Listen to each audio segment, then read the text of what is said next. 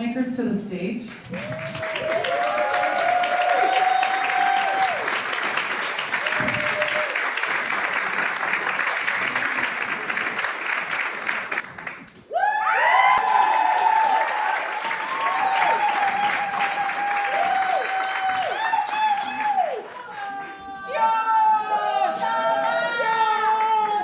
Who are you?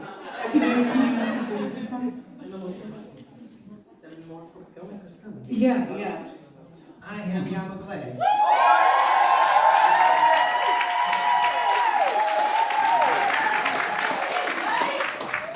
I'm gonna give my full name. I am Mami Ajewa Ajebewa.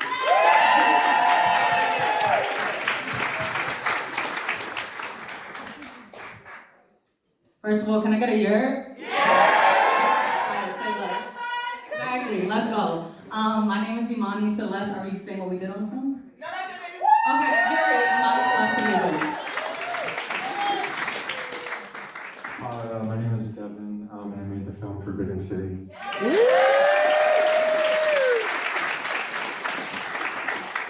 Hello, my name is Alia Haju.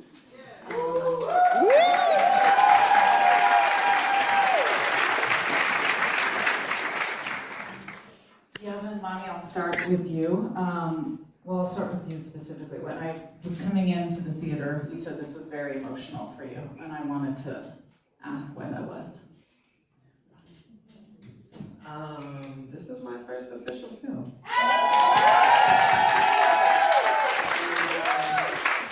Yeah, we were here yesterday watching songs from the home, and I'm like, oh, that's a big screen. It's loud in here. It's official. Emotional for so many reasons. Ghana is home. My research is on skin bleaching, the kids in the test.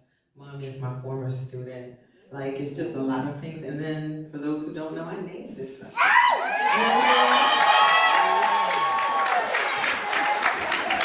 So Black Stars, like, it felt right for it to make its world premiere here, so it's just a lot of things happening at the same time. Lift that whip.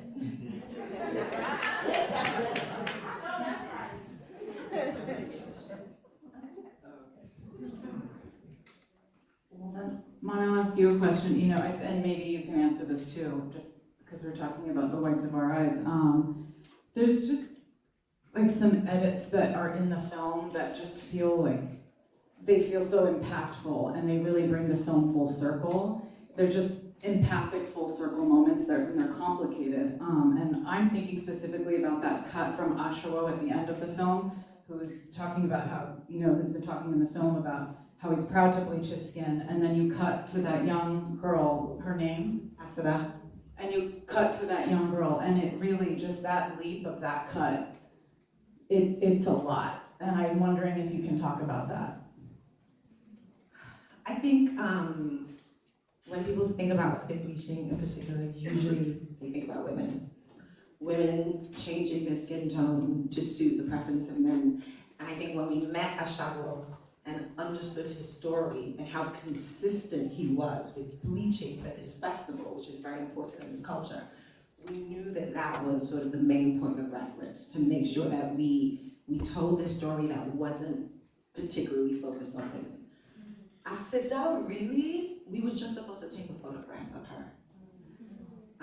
Yaba wanted to take this picture. So James Bonner is a really amazing photographer from the 50s and 60s who took these really beautiful lifestyle portraits of Ghanaians in Ghana and in the UK. And he has this picture with a young girl who has a white baby doll on her back. And Yaba loves that photo. So she was like, listen, I want to replicate that photograph. So we found her, and I sent Yaba a picture of her, and I was like, there's something about this young girl, and I get emotional every time I think about it, because I think she not only reminds me of myself, but she is the quintessential, you are beautiful as is little girl. And there was something in her eyes that spoke to what we were trying to get across with this film, without making opinions. Like, look at this beauty and imagine her thinking she is not that. So we just wanted to constantly play this contrast of a man doing something that most people don't expect him to do, and this little girl in the world living in an environment that is constantly telling her she's not what she is. We wanted that to be felt on film. You did that. Imani, and we'll open this up because I know there's so many questions, so I don't want to take up too much time, but I'm going to ask my questions. But Imani, your film has so much love in it. There's something about the togetherness of these friends that it almost feels like a throwback to like the 90s movies that I love. And I just thought, like, can you talk about the origins of this story for you? Yeah, so first I want to shout out to my beautiful main cast that are right here. As well as my incredible editor who did the VFX also himself, Simo Matza is very important as well. So just want to shout out to them. So the origin, first things off, this film is a proof of concept for a TV show. Yes. So that came first, working on the pilot, and that's something I'm still constantly trying to, make better. And I think this proof of concept and short film helped me just get more clear about the vision.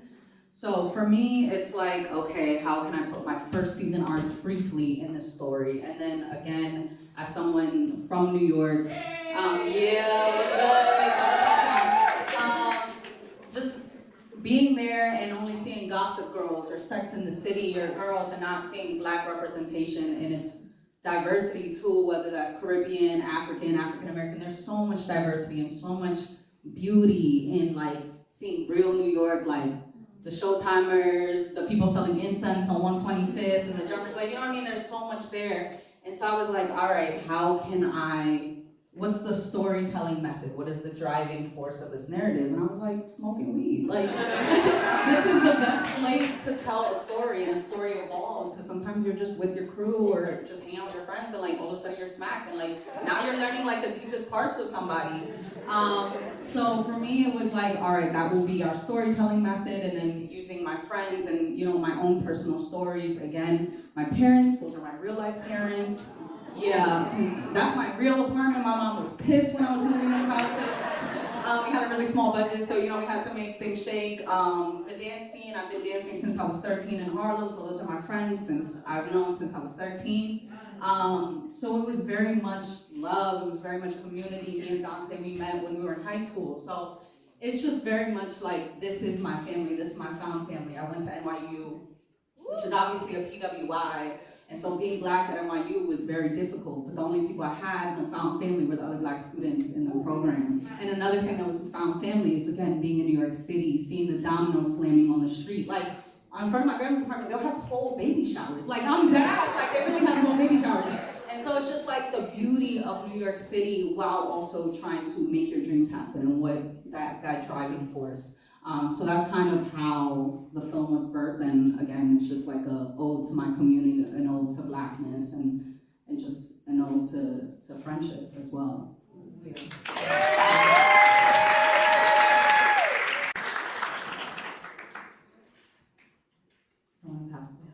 I have a question for you. So your film is not obviously at the beginning about Detroit. And I wanted to talk about how you didn't want to openly reveal that at the beginning. It's kind of a mystery we pieced together. Can you talk about that? Yeah, so I guess sorry. I just wanted to, well, first of all, the person who becomes like the focus of the film is my grandmother. And I found footage of her when I was kind of sifting through the Detroit Historical Archive, like online. There was some outtakes of the last days of the original Chinatown in Detroit, and so there's that scene in the grocery store, and I found her there, and she's someone who passed away when I was a baby, so I don't have much of a relationship with her like in person, so and I've seen photos of her, of course, but I've never seen any video footage or this film in this case. I wanted to start out in Detroit, but in a particular way, using the maps, because I've actually never been there. My mom doesn't really return there either. I wanted to honor that way of how the only way that I've experienced the city, and I liked the maps as like a, because the film I think moves through like a number of different kind of, or uses different archives, and Google Maps I think is one of them. I mean, it has its limitations and it goes back like a certain number of years. And yeah, I guess just to say I wanted the film to feel like this journey, and we start with footage from this film called The Good Earth. It's an old Hollywood film, and you know, that was shot in Santa Clarita Valley, meant to look like rural China, and you know, we start in this hotel that is where like the original Chinatown was, and kind of go all the way to where it ended up being rebuilt and then disappeared kind of again in the 80s. So yeah, so just sort of this kind of passage, and I wanted there to be like some level of mystery to all of that. I also think there's a sincerity to your relationship to the place, you know, and I think that that's like, you want to reflect that in the filmmaking, and I think that was a really elegant way to do that, you know.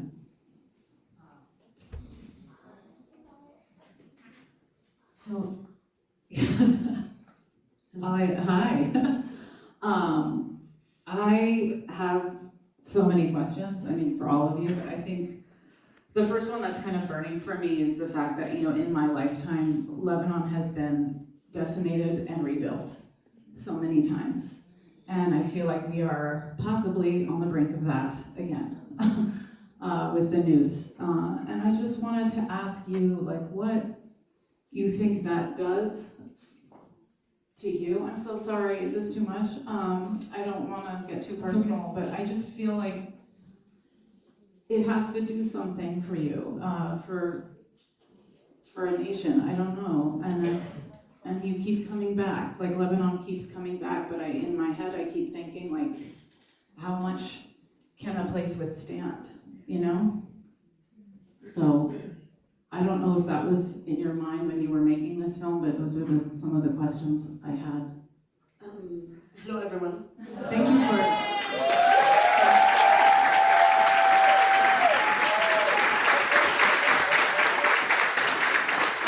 Thank you for having our world premiere for this film here. I'm very, very proud that after years support a mining community here in the US. It's been a very difficult few years here. I came in COVID, like 2020. And this film has taken 8 years of work, short film, 8 years. So it's exhausting, and yes, anytime you try to run away, it keeps like creeping back. So I stopped working on this film. I first started alone in a workshop, and then I stopped because I felt like I filmed a few scenes like 8 years ago, 2017, maybe 2016. And then I realized, okay, I'm better now. I stopped journalism.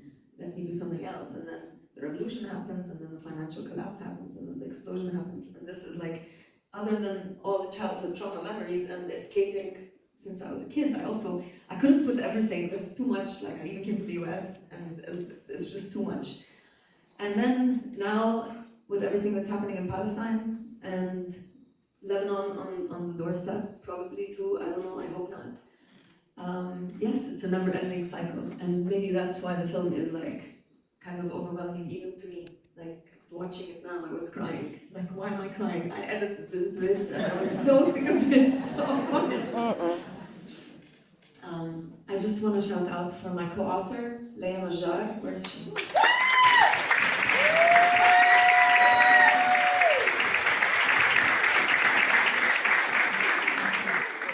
Without Leia, I probably wouldn't have gone back to this film, like, with the 8 years that I broke up with it and came back to it. Yes, and shout out to all the team that worked on this for all of this time, and thank you for Global Fest. Thank you, Alia, Ayman, the other Alia on this festival. Well, I want to open this up to the audience because I'm feeling that, so I want to open it up to folks. So we can take some questions. Some mics are around. I have a question here. Hi, congratulations all of you. My question is for Yaba and Alia about Shaw and Abu Zamir. I was quite curious about how you engaged these particular people to be like a central focus of your films. What types of relationships you had to develop with them, what type of work you did, whether it was easy or difficult to engage them, and to keep going back to get the footage that you needed, and just what the experience was like. In Philadelphia, so mommy, and then where's Matumbo? Did Matumbo leave? There it is. Matumbo, who is our DP and our editor. Matumbo's in the streets, right? So Matumbo, right? We connected with the show initially, and then I was back and forth, and Matumbo actually is the person who formed, I think, the closest relationship with the show. I think the thing, I want to say it was challenging, probably more so for us than for a show, because again, I think the world puts shame on skin bleaching. He's not ashamed, right? So it's like, you got money and a camera, let's go, right? So I think he's proud, you would say, proud to be featured. So Matumbo will probably know more about the challenge and the texts and the phone calls and when you're coming through. But other than that, I think for me it was more important to make sure that folks, whoever we engaged in the process, knew that they were valued and that we weren't just coming to snatch a story and run. So I probably got on y'all's nerves as well, trying to make sure that they were in community and communication so they knew that we weren't just coming to film and go. I just wanted to add something. The relationship is so important. Like, if it wasn't for Matumbo, like, they're friends now, because we did this over a 2-year process. So you have to continuously keep in touch, so that even though Ashaba was proud to do it, but so that he didn't feel like he was being used. You know, so him and Matumbo, he has his number right now. He calls it still, and I think that was so important to maintain a sense of friendship and community, so that every time we went into his space, it was like, hey, my people are here, rather than, okay, they're here, I need to be a certain way, because we really wanted to capture the authenticity of his story. So that connection between him and Matumbo speaks the same language as him, that made such a difference in us being able to, you know, capture who he is, where he is, and what his story is about. So I met Abu Samra. Actually, I heard about Abu Samra from Leah and another friend 8 years ago, and I was very interested in who's this person on the seaside that likes to do tricks. That's what I heard. And actually, Leah and my other friend tried to talk to him, but he was like, no, I only shoot for, like, if you want me for, like, show or whatever. He didn't want, like, anything documentary. But I worked as a photojournalist and video journalist for 15 years, maybe a bit less. And at that point, nothing was interesting for me, because when you're a photo editor, you see all the kinds of stories from all around the world. I worked in I don't want to advertise them, prominent media company that everybody probably reads the news from. And so so nothing would interest me. And then Abu Samra just kept in my head, who is this guy? Why is this story interesting? Why is this person interesting? So I went to him without a camera. I was just like, I want to just get to know you. Like, can we just sit and have tea? And we really liked each other. We got along. And it's been 8 years of friendship. Until now, I get 500 messages a day. Yeah, so this is how, yeah. It's like, that's it. They're part of your life.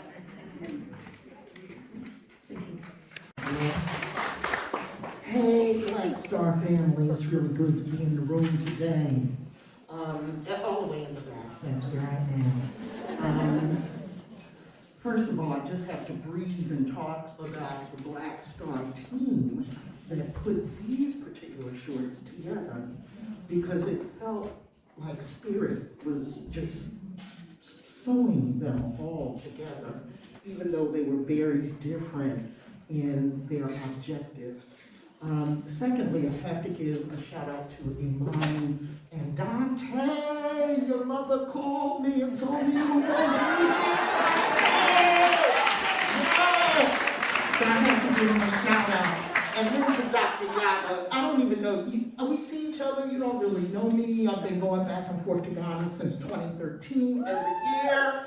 The first barrel I sent was a barrel of black doll babies for the girls. That was the first thing I sent, because I didn't know why every store had white doll babies for the girls. And the headmistress at the school I was assigned to said they're probably not going to like them. However, each girl that got a doll baby still has their doll baby to this day, and they still talk to me to this day. I wanted to know, I heard you talk about your research, but how did you even come to do this? How did this idea just get uprooted and then put to the screen for us here at Black Star Films? That's a whole lecture in and of itself. I mean, I think the short of it is that I'm a dark-skinned, kinky-haired black girl who grew up in New Orleans, so I've always known colorism.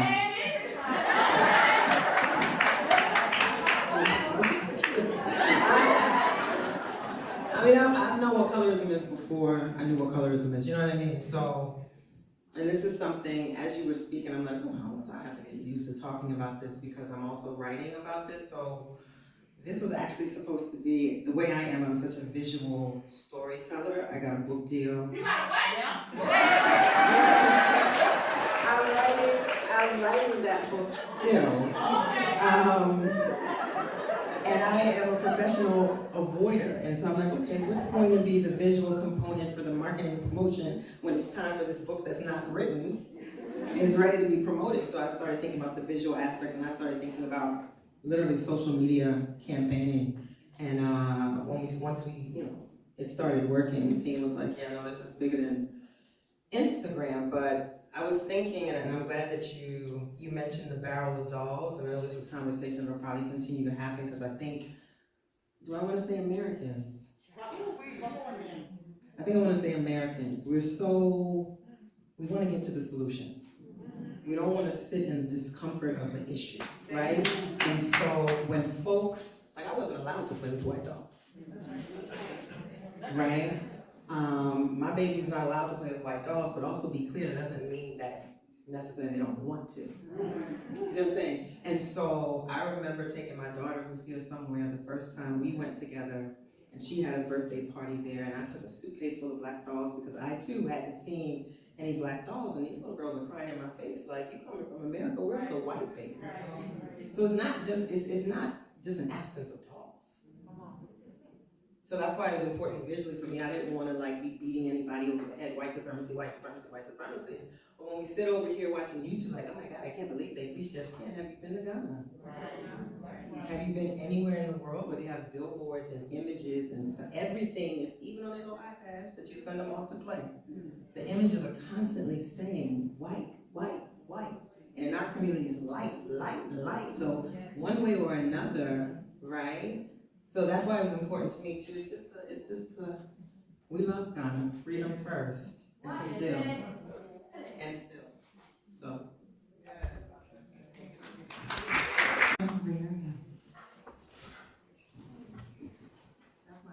That's my Auntie Janet.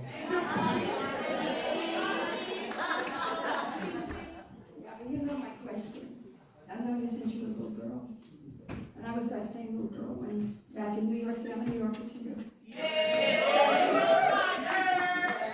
wanted white dolls, and it was until we got to our Black Power movement that I understood what had happened to us.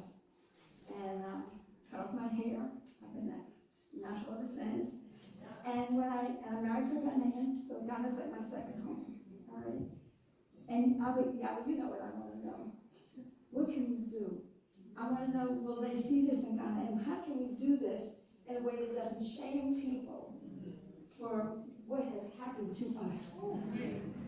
Will they see this in Ghana? And how can we address this so that people who have bleached their skin won't feel bad, but people who are coming along will understand the beauty that is us?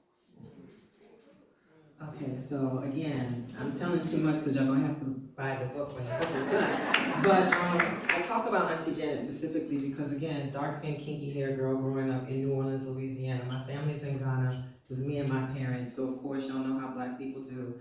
Your mama's friends are your aunties, right?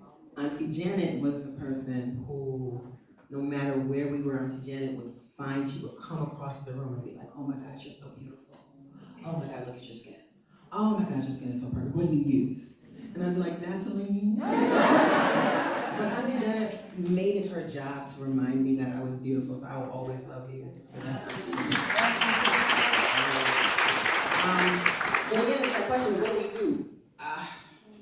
The shame piece is important. I don't want to shame anybody, of course. We absolutely plan to do screenings in Ghana, but I'll be honest, Auntie Janet, we've talked about this. We have to be very, because it's not even the bleaching. You know the thing that's going to cause the fight is white Jesus. That's going to be the fight. I don't want to fight about Jesus, but that's going to be the fight. And so I feel like it's, you know, it's small. Every change is worth it. You know what I mean? It's the small conversations. For me, just even as an educator, somebody who does want to make things right in the world, I think the question is more important than the answer. And so to even be in a space to question Jesus is huge, right? So if we can just get in a space and say, like, you can believe what you want, but when Jesus looks like so, there's the, like, I don't think I said white supremacy one time. It's not in the film. It's, you know, it's my favorite term, white supremacy. But for people to understand, like, white, so you don't need, this is why we're in Ghana, you don't need white people for white supremacy, right? And Jesus is their strongest soldier. So I just want us to be able to get into rooms and to name that thing and to question that thing and to just be able to talk about that thing. So it almost feels like a chipping of sorts, you know? So I feel like the solution is in there, but I've become okay to understand that that solution may not happen in my lifetime. That has to be okay. It doesn't mean we stop, right? We just keep chipping, we keep chipping, we keep chipping. So yeah, I'm gonna let Mommy organize that screening in Ghana. Yeah, I'll just show up. Well, I know there are more questions. We have to wrap things up. I want to thank you to these filmmakers for your time.